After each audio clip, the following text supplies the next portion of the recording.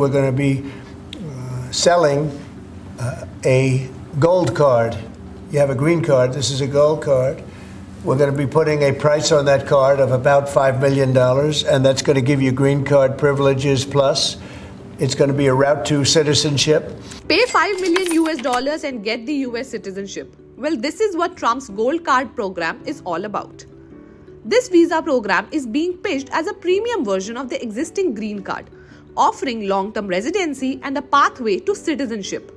The initiative is also being framed as a way to generate revenue for the US economy. We'll be able to sell maybe 1 million of these cards, maybe more than that. And if you add up the numbers, they're pretty good. As an example, 1 million cards would be worth $5 trillion. $5 trillion. Wow. And if you sell 10 million of the cards, that's a total of $50 trillion. Well, we have 35 trillion in debt. That'd be nice. So we'll see. Well, the plan would replace the existing EB-5 visa program. But how is Gold Card visa different from the EB-5 visa? Let's tell you. The contrast between the existing EB-5 programs and the proposed Gold Card visa is striking. Under the EB-5 scheme, foreign investors must invest between $8 lakh to $1 million in US businesses, while also creating at least 10 jobs. Additionally, applicants face a long wait of 5 to 7 years for a green card.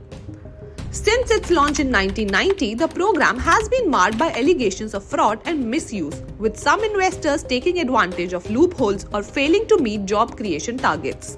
The EB-5 investors currently fall under two categories: high unemployment area projects and rural projects. High unemployment area projects are in major cities such as New York, New Jersey, Los Angeles, and Miami.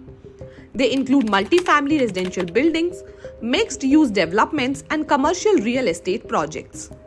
While the rural projects are located in areas with populations under 20,000.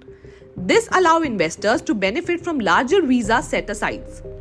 They often include hospitality developments, multi-family projects, ski resorts, and industrial parks. Well, both projects fall under targeted employment areas designated by USCIS and require a minimum capital investment of $8 lakh.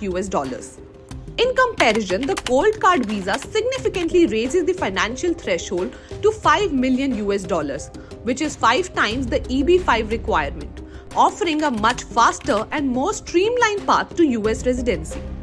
The new scheme eliminates the job creation mandate, making it a hassle-free option, though its steep price tags puts it beyond the reach of mid-tier investors.